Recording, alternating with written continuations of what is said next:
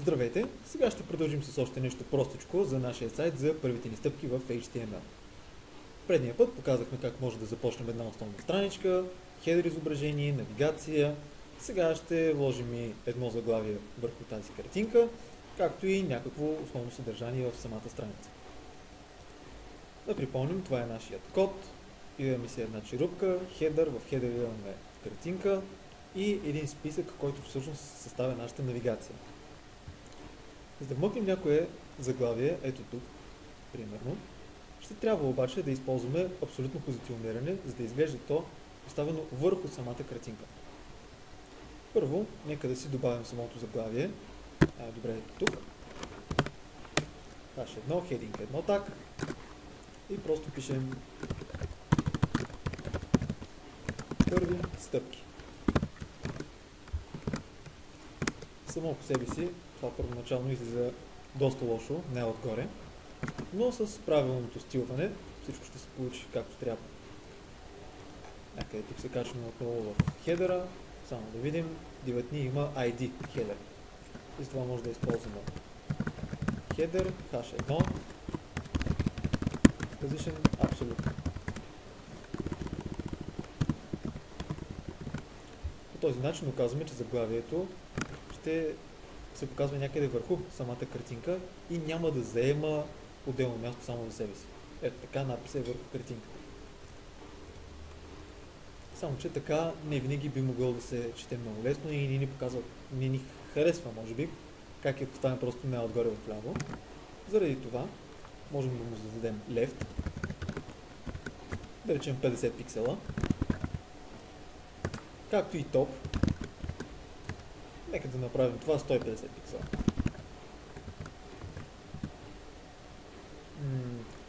Тъй като обаче най-външният релативен елемент, спрямо който H1 тагът е позициониран, по принцип е бодито, се получава на 50 пиксела от началото на бодито и на 100 пиксела надолу от него. За да променим това да е спрямо хедера, просто на хедер тагът трябва да зададем относително позициониране, така че всички негови child тагове, които са позиционирани абсолютно, координатите им да са спрямо началото на именно този таг. И ето така, първи стъпки вече е малко по-надолу и малко по-навътре. Само че в тази черна област това първи стъпки не се чете. Нека да го направим с друг цвят. Сложим бял. Но така пък към края също не се чете особено добре. Поради тази причина, нека просто зададем фонов цвят на самото заглавие.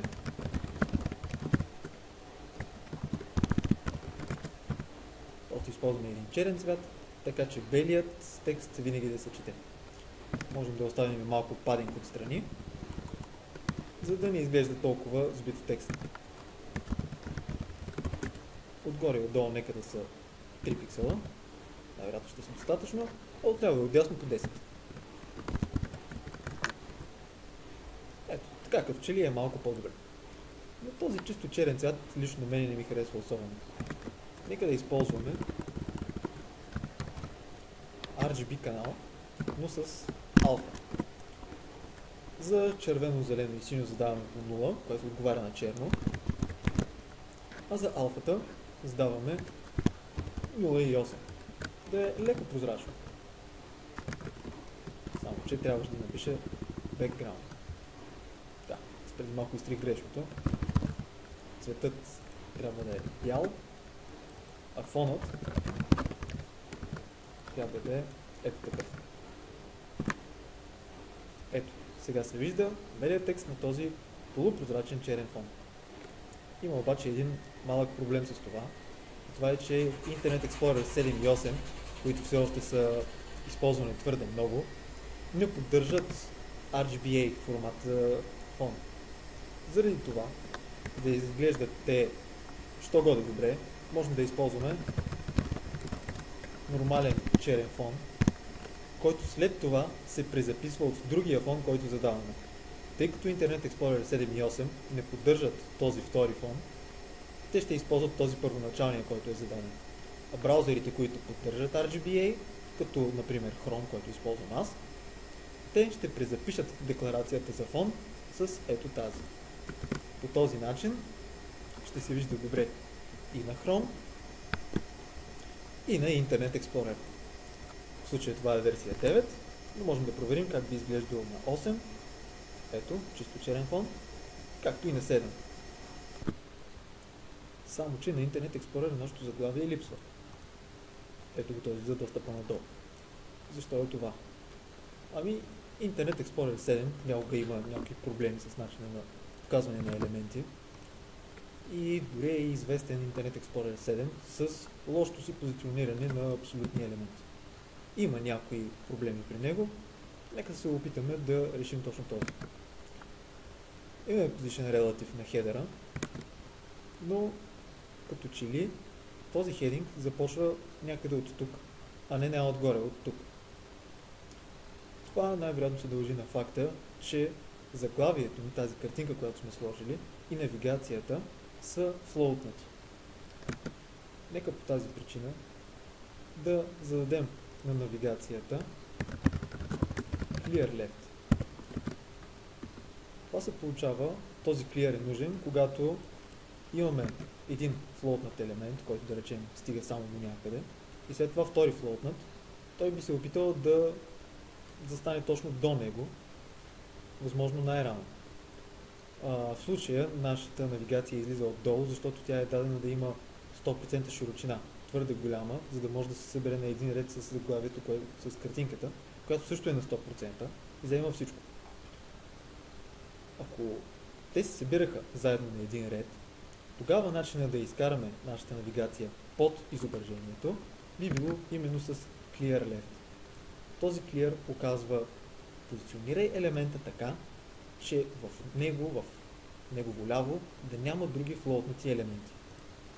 Задавайки този clear left, сме сигурни, че навигацията ни ще излезе отдолу, а също така сме сигурни, че и черупката, която обхваща тези два елемента, също ще има правилната височина.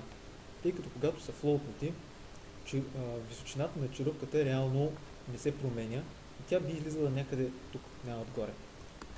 След като вече сме оправили този clear left, нека да погледнем как е заглавието сега. На място е, но понякога се скрива, понякога не се вижда правилно. Това е защото по подразбиране абсолютно позиционираните елементи се показват над останалите. Ако имаме два абсолютно позиционирани елемента, то тогава по-късно декларираният в HTML би се показвал над този, който е дефиниран по-рано. Въпреки че нашето изображение не е абсолютно позиционирано, то е описано с HTML код след заглавието. И това при Internet Explorer 7 може да даде известни проблеми. Този ред на показване на изображенията едно върху друго може да се контролира с Z-индекс. За това на заглавието ще зададем Z-индекс. Това property Z-индекс идва от идеята, че по принцип елементите са разположени по екрана отляво надясно X координата и отгоре надолу по Y координата. Това е една фиктивна Z координата, която е за до някъде триизмерно пространство, когато елементите са един върху друг, кой да изглежда по-напред. По-малкият Z-индекс означава някъде по-във фона, а по-големият означава по-напред и върху останалите елементи. В случая дори Z-индекс 1 е напълно достатъчен. Z-индексът няма някаква мярка, той е относителна величина и се задава единствено или само с някаква цифра. Не е нужно както задаваме лев да имаме пиксели или някакви други мерни единици, тъй като Z-индексът реално няма и точно как да се измери, тъй като той не може да съществува в двоизмерната равнина, в която създаваме сайт. Сега, когато отново тестваме Internet Explorer 7, виждаме, че заглавието си е правилно позиционирано отгоре, още при самото рефрешване на страницата.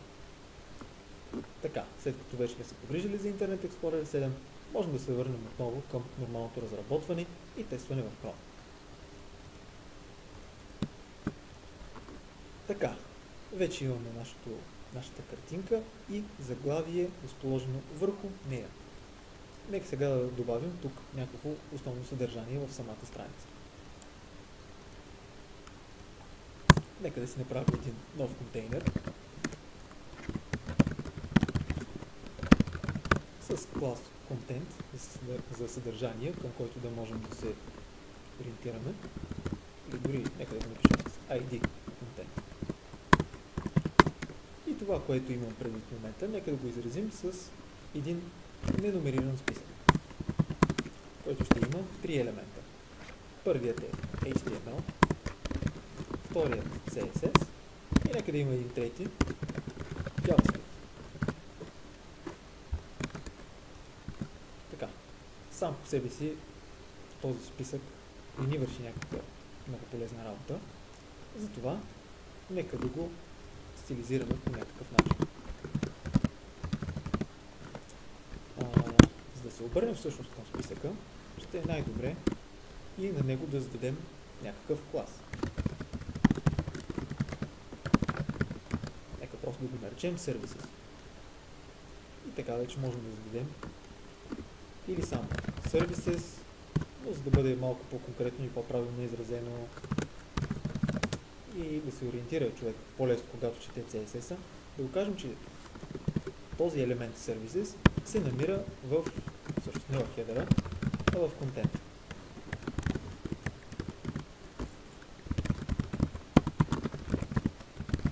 Нека да премахнем точките, които стоят пред елементите. Останалото, за момента само по себе си, списъкът мисля, че е наред. Всъщност, нека да му дадем и широчина. Да речем 640 пиксела и маргин 20 пиксела out. Така отгоре-отдолу ще има по 20 пиксела, а в ляво и дясно ще бъде автоматично, което директно ще центрира списъка. Така. Страницата обаче, както виждате, слезе леко надолу. Това е заради маргинът, който сме задали на този списък. Как точно би могъл този маргин по подобен начин да влияе? Нека с Chrome да инспектираме и да видим точно кое не му харесва. Ето го нашият списък. И той изглежда малко странно. Тази светло-синя част, този правоъгълник, който виждате, всъщност е съдържанието на списъка. Как става да започва още от началото на картинката? Както виждаме, елементите JavaScript и CSS са ето тук, но HTML взема цялата тази височина. Това е заради флоутнатите елементи в хедера. За да избегнем този проблем и списъка да започва след като хедера вече е свършил, нека на елементът Content да зададем някакъв clear.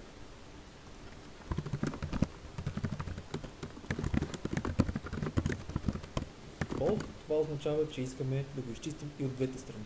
Ако има флоутнати елементи и в ляво, и в дясно.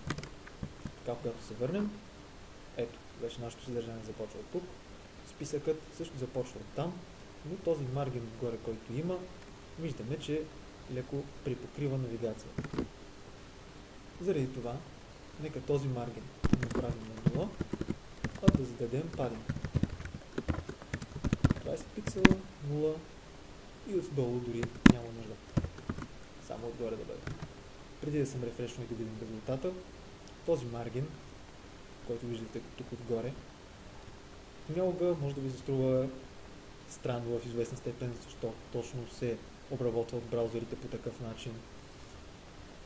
Ами, просто така е решено. В много случаи води до проблеми, както видяхте преди малко страницата пропадна, именно защото този маргин излизаше тук отгоре, над хедера. Началото на списъкът ни започваше от началото на хедера, освен това добавяше един маргин, който добавяше едно празно пространство над началото на сайта. Маргините понякога се опитват, особено ако има два маргина един до друг, те да се припокрият на някъде, а не да се натрупват един, след това следващия. Заради това имайте предвид, че с маргини понякога може да имате някакви такива проблеми, които можете да решите много лесно, като просто замените съответния маргин с падинг. И сега след като рефрешнем, ето, сега нещата са малко по-добре. маргинът, който виждате в оранжево, в ляво и в дясно, той центрира нашия списък, а падингът отгоре е изразен с светло-зелено. Така и нашият списък е позициониран на някакво място, което ни харесва малко повече. Самите елементи от списъка, сами по себе си по този начин, обаче лично на мен не ми харесват особено. Заради това, нека и на тях да зададем малко по-особен стил.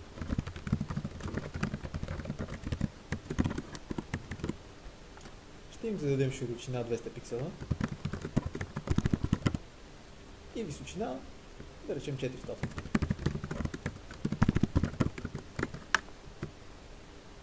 Така. Вече трябва доста да скролваме, за да видим първият, вторият, третият. Нека на самите тях също зададем float, така че те да се позиционират един до друг. Както казахме, този float позволява на елементите, ако се събират на един ред, то да бъдат позиционирани именно така. Нека преди да сме рефрешнали отново да разгледаме точно как са в момента елементите. Ето, имаме широчина от 200 пиксела, височина от 400, останалото автоматично се запълва от някакъв маргин. Следващият елемент започва от тук. Сега след като рефрешнем, вече браузъра ще приложи float стила и виждаме, че елементите са ето така разположени. Но тъй като са флоутнати, това, което казах преди малко, височините на елементите, които съдържат флоутнати елементи, понякога се държат малко странно. И ако един елемент има само float child елементи, то тогава неговата височина става 0. И въпреки, че височините на вътрешните елементи е 400 пиксела, този наш списък е с височина 0, а цялостно нашата черупка е с височина 100% от височината на прозореца. Така че когато дигнем до края нагоре, ето височината на цялата страница стига до тук. В момента, защото имам отворен инспектор. Само един пиксел надолу черупката вече свършва. Можем да скролваме по-надолу обаче, тъй като реално имаме някакви елементи, които отиват по-надолу. За да решим този проблем, можем да използваме нещо като хак.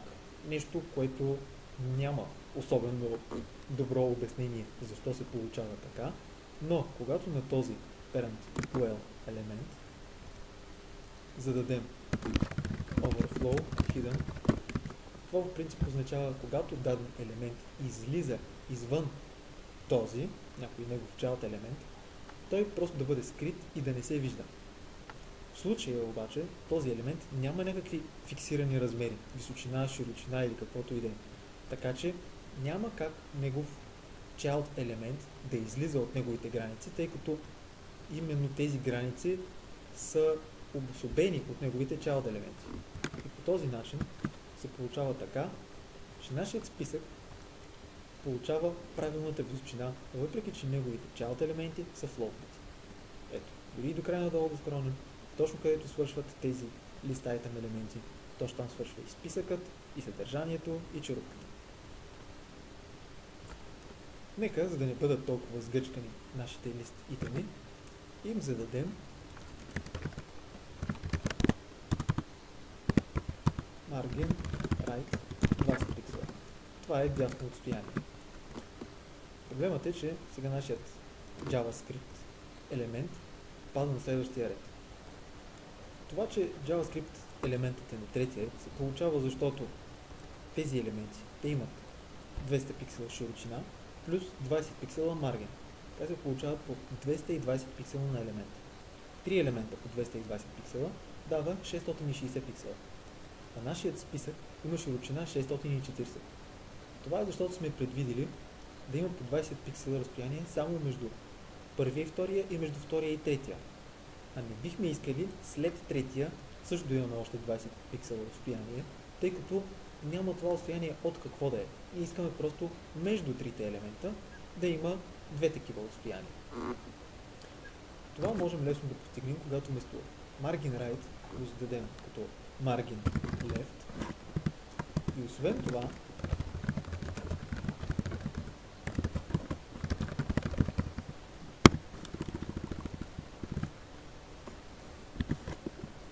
използвайки firstChild псевдоклас, който да селектира първият ли елемент, можем да зададем да няма отстояние.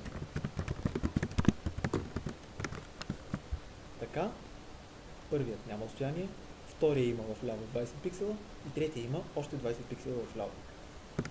Защо използваме margin left и li first child? Не можем ли да използваме margin right или last child? Бихме могли, но Internet Explorer 7 поддържа само first child псевдоклас, но не и last child.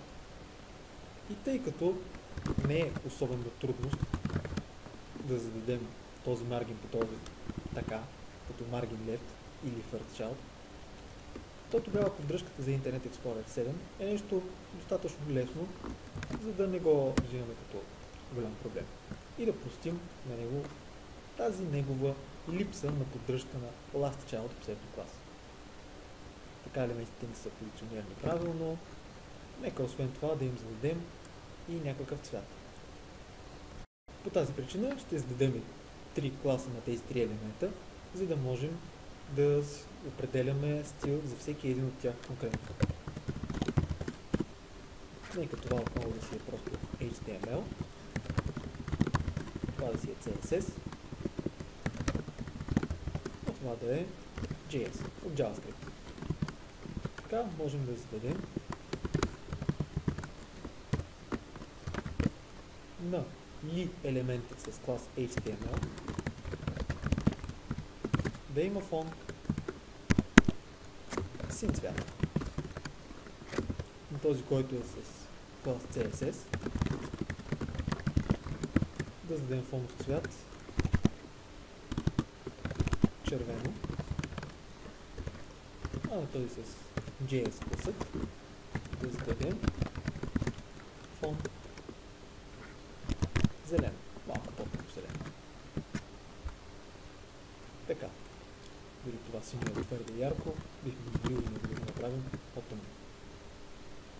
Нека и тези текстове да ги направим по-големи, но нека за целта да ги затворим в техни си тагове. В случая бихме могли да използваме hashtag.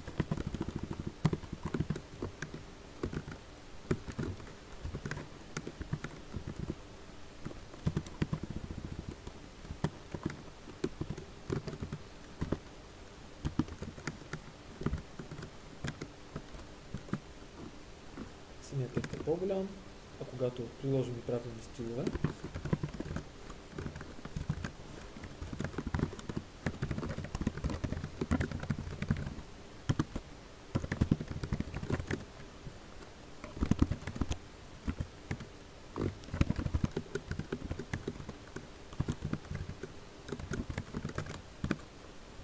те се виждат дори още по-добре.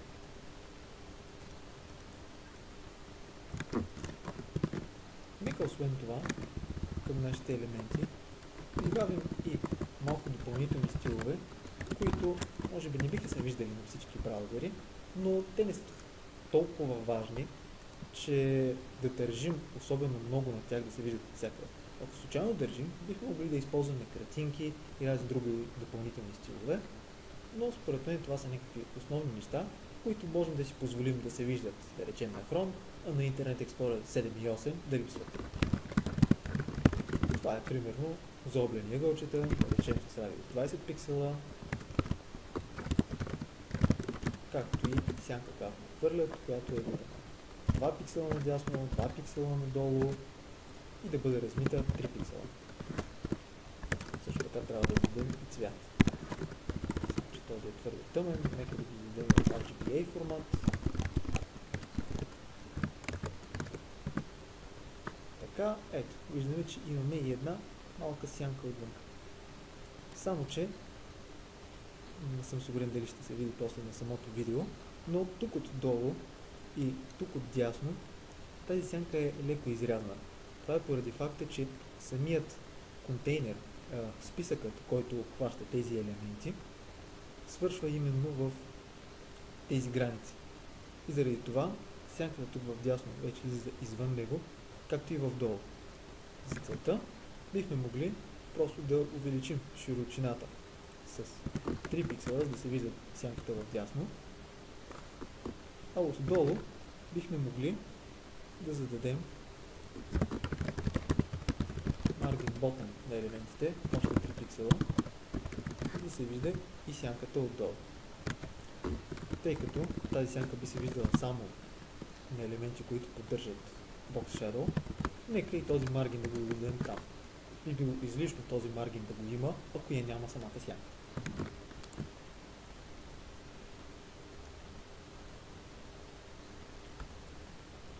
Следващия път ще продължим още с нашата страничка, ще направим още няколко допълнителни промени за съдържанието.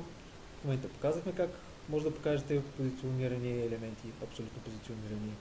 Дадахме още няколко обяснения за float, показахме first child, псевдокласът как би могъл да се използва.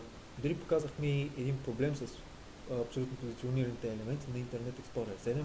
Показахме, че е важно сайтовете да се тестват на различни браузери, защото понякога се случват някои странни и не съвсем логично обясними неща, които обаче могат да объркат представянето на нашия сайт, които бихме могли по лесен начин с малко CSS или нещо друго да оправим.